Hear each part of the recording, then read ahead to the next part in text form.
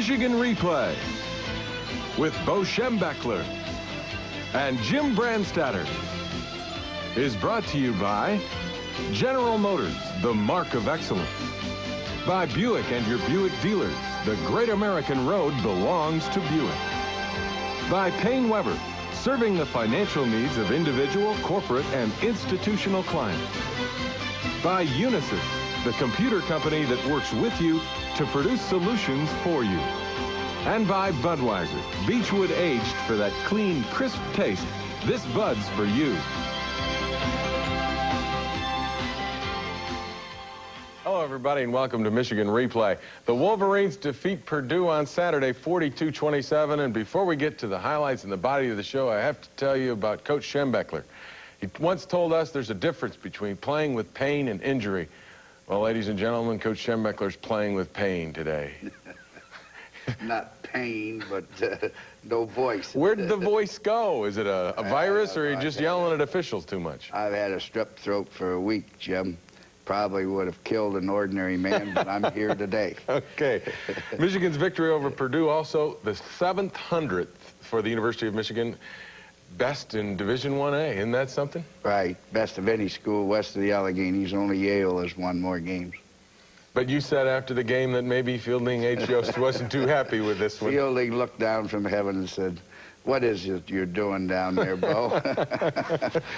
Well, after the first series of downs, you wonder if Purdue, a passing team, and yet they get loose on the ground. Right. Well, it's a missed tackle here by Alex Marshall that probably is some indication of what we're going to have today. And they get out to midfield, and he goes back to throw again and begins this scrambling. And as he's falling down, he throws a completion. He was good with the scramble. He could scramble and throw falling down. About as well as anybody we played against in a long time, Jim. Now, we did sack him when we blitzed now and then, but that doesn't always work. Here they went back to kick a field goal. It's wide to the left, and so now we'll take over for our first possession. And this is the second play from scrimmage. Tony Bowles breaks it outside for 21-yard advance and a first down. And we come right. This is the second play. We lead out here. Leroy Horde on a screen pass. Gets outside. Goes down about the 40-yard line. And we're pressing him real quick right now. The counter play. The old counter play that's been so effective the last couple of weeks. Tony Bowles outruns their corner for a touchdown. And it's 4 plays, 77 yards, and we're on the board. Your first possession, it looked like it was going to be easy at that point. That's probably the problem, Jim. It looked like it was going to be easy. And then they give you the break. They turn it over for you. Turn it over, and we recover the fumble. And I think we run Leroy Horde here. No, this is the pass play in which I thought Michael Taylor threw a tremendous pass to Desmond Howard, a young receiver, who caught it for a touchdown. So we're up 14-0 right now, Jim. And here's where his scrambling starts to really take over. Yeah, not as well as anybody you've ever seen, isn't it? And the other thing is, he's so big. He's 6'4". 6'4", 200 and some pounds. He's not a little guy at all. And he can shake off tackles fairly well. Here he runs an option play, which is they hadn't used before, and got effective yardage doing that. Here's where, see, he just steps out and dodges. We go flying through the air and throws this ball on the run all the way down here for a touchdown to Williams, their fine receiver. Now, how do you defend that when you got a guy like that? You have to shadow him with somebody? Well, you'd like to keep him inside, but he's moving up inside the pocket and then breaking back outside. Here's a tailback delay in which Tony Bowles gets real good yardage. Michael goes back to pass again, comes over to Greg McMurtry up near midfield. They were single covering your wideouts all day. Entirely. They intended to stop the run by playing man-to-man coverage so they can support people quicker when those people block. That's why they didn't give us a lot of zone coverage. Here's a trap play with Leroy Horde breaking loose, getting down inside the 5-yard line and almost in the end zone. And then I think we give the ball to Tony Bowles here on the sweep to the left, and Tony goes in to score. and it's 21-7. At 21-7, you really got it going your way, other than the broken play scramble, and then you come back just before half and get things going again. Right. First thing we did, there's not much time left. We went to the quarterback draw, picked up significant yardage, went back again on second down, screened right over here to Tony Bowles, and he breaks out on a real long play. Thought for a minute he might go all the way, but one had a angle on him and got him out of bounds. Michael Taylor gets hurt, and you come back with Elvis Gerback again. Right. Michael sprained his foot, bottom of his foot, and so Gerback comes back, throws a nice ball here to Chris Callaway, who makes a great catch, and it's 28-7. One of the big concerns at half with Michael Taylor's injury, how is it? Is he going to be ready for next week? Well, I'm not a doctor, Jim, but it's not a significant injury that should keep him out. But then again, it may be troublesome. I don't think we ought to make any judgment on it till Monday or Tuesday, but he must get into practice by Tuesday.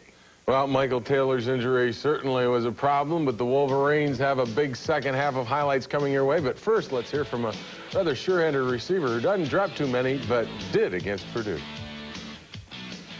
I knew going in I hadn't dropped the ball this season, and you know, I was just trying to score with it too early before catching the ball and got caught in the wind. So, but I remember the drops, and I just try to come back and try to improve on it. It was bump and run. I knew he was going to be, you know, pressed up, bump and run. You know, I just stuck him to the inside and went downfield, and the ball was up in the air a little bit, so I had to slow down, get him on my back, and it was there. It was a perfect throw.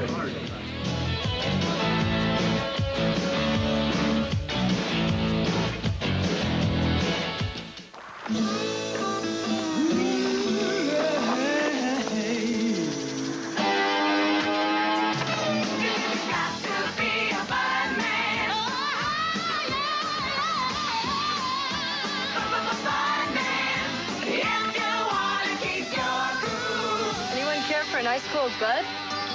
And where does she come from?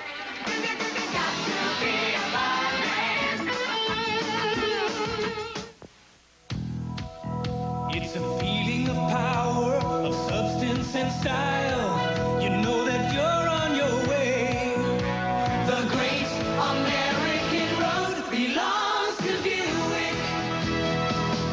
Oh, the moment has come to go your way. The road, your Buick and you.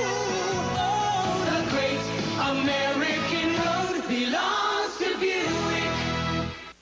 89% of CEOs surveyed believe their companies are too short-term oriented. You need a computer company that really knows your business to plan for the long term. Call Unisys.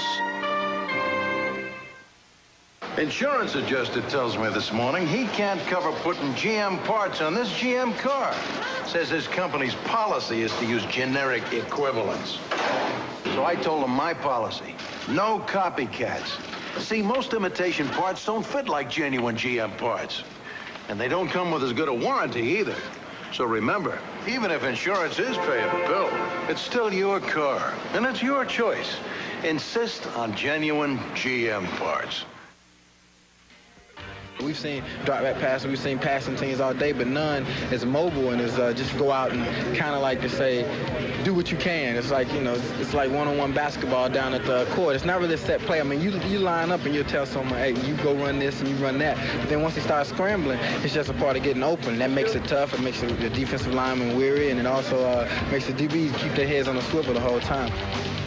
Of course, Jeff Wellborn talking about Eric Hunter, Purdue's scrambling quarterback. And in the second half, I really thought that you had him figured out, because in the third quarter, you kept him pretty well bottled up. Yeah, we did, and put some pressure on him and got a turnover and thought we had him in control. I think we did until the punts were blocked. All right, with a scrambling quarterback like that, the pressure's really got to come through the middle, doesn't it?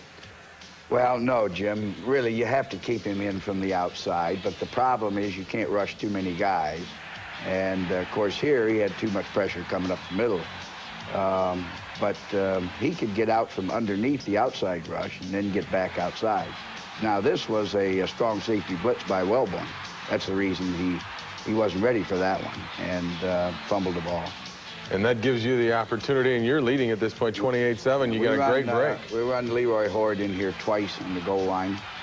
And the second time he goes in for the touchdown.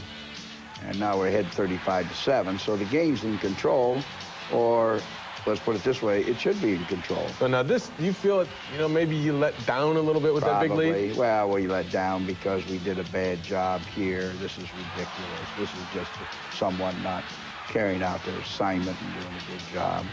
And so the punt is blocked. And that's embarrassing. Nobody, no good football team would let that happen. And that gave Purdue the momentum, and then he started to get time. And when he sets his feet, he's got a rifle. Time, and then he just gunned that one in there to this young Oglesby, who's a very fine football. He's a local kid here.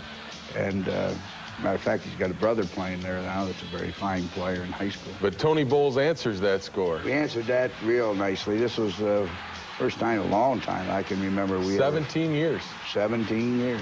Well, that's a long time, Jim. Well, you made a good point, though. That means that you're not receiving a lot of kicks, though, which isn't too bad. That's right. You're probably not receiving. Your kickoff return teams are usually teams that receive a lot of kickoffs. He's scrambling around here now, and notice how he goes back to the other side. But that one was an errant pass, and he didn't use good judgment there. And David Key intercepted for us. And so now we have the football. Alan Jefferson ripping off a good gain on the counter play, broke it outside. Get some extra yards on the unnecessary roughness. Then you come back by and... the same token, we miss a blitz here. Miss a blitz, and you end up with a fumble. And these are the mental mistakes that are happening because of the big... There's no excuse for the fumble, let's put it that way. The quarterback does not fumble the ball. However, that's terrible that we didn't pick up the blitz. This is a screen pass to Oglesby, and he has a great run here. I was sure he's going to make it all the way. He's a quick little receiver. Yes, he is. He's not very big, but he's a competitive and quick little devil. So here they're running around again, and he turns and throws, and Beta has his back to him, and he hits it to Williams here for a touchdown. At 42-21, you got to be saying, now, wait a minute. I saw these guys against Michigan State the week before get close. Do you think it's happening again? Well, you know, I don't know what's happening again. We had pretty much an insurmountable lead, but still, you know, you don't like to see these things happening. Move the ball well through the air, your next possession, but then again, the sack. Yeah, 3rd and 2 here. This is a bad play. It's a bad play by the quarterback. He had no business bailing out of there and getting in trouble. And then this one was tipped again. And those are the things that really make you look bad. And in a close game, Jim, undoubtedly will lead to your defeat. There he goes again. He got hit and yet is able to complete the pass. That's the way he tackled it. Fell around his legs down at the bottom. You don't tackle a guy who's trying to throw a football at. Got to get this guy up top. Williams, very fine receiver, one of the best in the league. Is this the time when Fielding is looking down on this game? Yes, I think he's wondering what's going on down there right now and not happy with what he sees. 42-27. They missed the extra point, and you know, while the game is still out, they go for the onside kick. Well, the amazing thing about the onside kick, Jim, is we recovered the first one, and an official who, where he came from, I don't know, but he called us for not having 5 men in the restraining area between the 45 and the 50. Well, truth of the matter is we had 5 men there to start with. The man doesn't know how to count. And the other officials suspicioned that he had made a colossal mistake, but would not overrule him because it wasn't their call. So we end up giving them a second chance, and then the second chance, they recovered it. Now, that in a big game could beat you, too. And Veda Murray intercepts, though, late to stop it from happening, and you really get out of a game where the second half you just let down and let it get away a little bit. Well, we just didn't play well. I mean, it's not that we let it get away. We didn't play well. We didn't play well on offense because we didn't pick up the blitzes, and we were erratic with the ball. And we didn't play well on defense because, in my judgment, we missed too many tackles, didn't quite contain the man as well as we should have. And I think that we were a little hesitant there in the secondary, and they got guys open, and we eventually hit them. And the third thing that was bad was the kicking game. So when you add offense, defense, and kicking together, Jim, that is a complete fundamentals 0. And so there's a lot of work that has to be done before we play this big game in Champaign, Illinois. I guess there's a lot of work, and don't go away. We'll be back with a progress report from Bo on this Michigan football team after 8 games. But first, let's hear from one of those Michigan stalwarts who has thoughts on why it was tougher than expected against Purdue. It's more mental. I mean, we lost the mentality that we had when we started the game, and we lost that. And, you know, we kind of figured, well, they're not as hard as we thought, and they were really a tough team to play. And, you know, they took advantage of us. You know, we weren't giving them any credit, and they deserved a lot more credit than we gave them. And they were coming with the blitzes, they were tackling hard, and I guess we kind of underestimated them after we got points on the board.